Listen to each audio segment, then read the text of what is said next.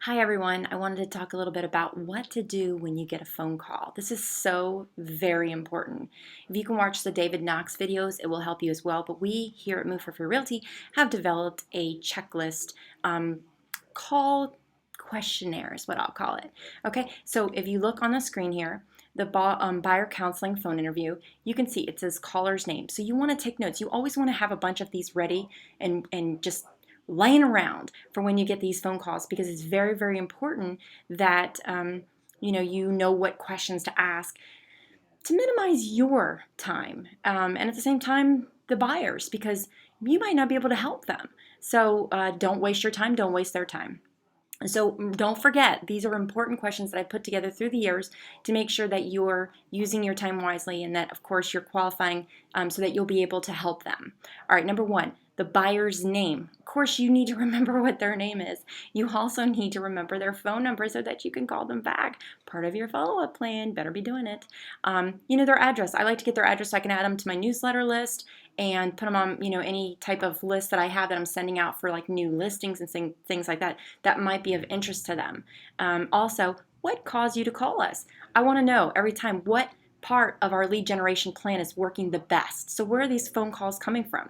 You need to analyze your own business as well. Where are these phone calls coming from so that you can, again, invest more of your time and energy in that lead generation program. Please describe what you're looking for and why. And I just put some basics here: detached, condo, townhouse. I'll mark all three if they're looking for all three. They don't care. But sometimes people are very specific. No, I only want a townhouse, or I only want a detached. So if that's the case, then I just mark that box, okay, or circle it. Price range you feel comfortable with. A lot of times they'll tell you price per month. Okay, that's fine. Whatever they're telling you, if they tell you a sales price, great. If they tell you a price per month. Now, if they tell me a sales price, like I want to buy up to 300,000, I'll say, well, what payment are you expecting for 300,000? That's key, guys, because a lot of times the lenders will tell them you're qualified up to 300,000, but they don't understand that that's $2,500 monthly payment. Could be more depending on the interest rates that are going at that time.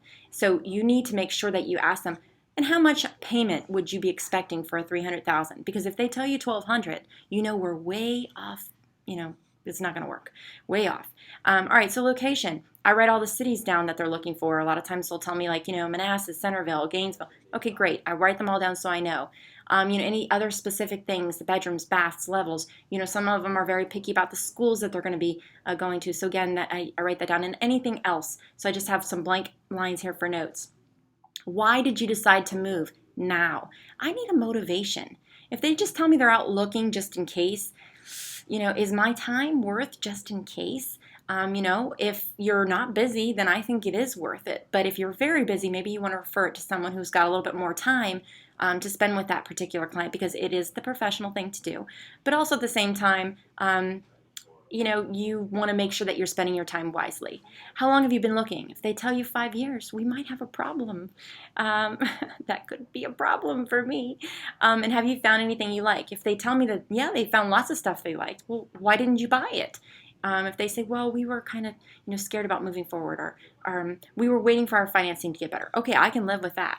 But if they say, well, we've tried to buy, but our realtor was really bad, and we've been through 5 realtors, I don't want to be number 6, okay? So what stopped you from owning it? Again, just make sure that you ask that question. Do you have a home that you'll be selling first? Because it's important that people sell before they buy. Most people want to do it backwards. They want to buy first, and then they end up with double mortgage payments, and then they're upset. And who are they upset with? Us. But again, so we discuss that up front, that maybe they should think about selling their home. We could still look, but it might be a good idea to go ahead and sell your home. Are you working with other real estate agents? I can't tell you how important this question is right here because people will make you go out and run over and show them 5 houses all because they're real estate agents on vacation. Or their real estate agent has a full-time job and doesn't have time for them today. And if that's the case, you should ask the question. Usually they'll be honest with you. There are occasionally times that they won't, but that's why, in the state of Virginia, you're supposed to have your buyer broker agreement, and you should be showing that and getting them to sign it up front before showing. So that will protect you as well as the client, making sure that they're a client, not a customer. Okay, how soon would you like to move? If they tell me next year, again, that I always prepare them that I'm more than happy to show them a few houses, but understand that these are not the homes that you're going to be getting, but it'll give you an idea of what you will be buying when the time comes. So it's my day to introduce myself and get to know them a little bit, and find out what their wants and needs are, and why their timeline is so long, and things of that nature. What type of financing will you be using?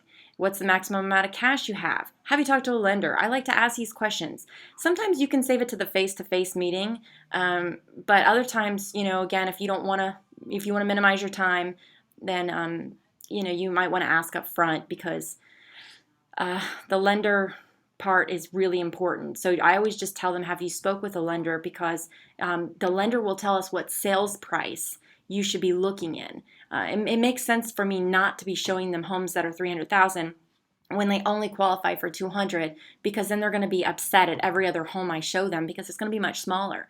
So I always like to tell them, the lender will tell us what price range we should be looking at. So it's a good idea. Plus, if you like any of these homes, I want to be able to submit an offer as soon as possible. And I can't do that if we don't know, if we don't have a lender letter, because the seller's going to want to see that. And I can't even show you homes without knowing what price range is going to be comfortable for you.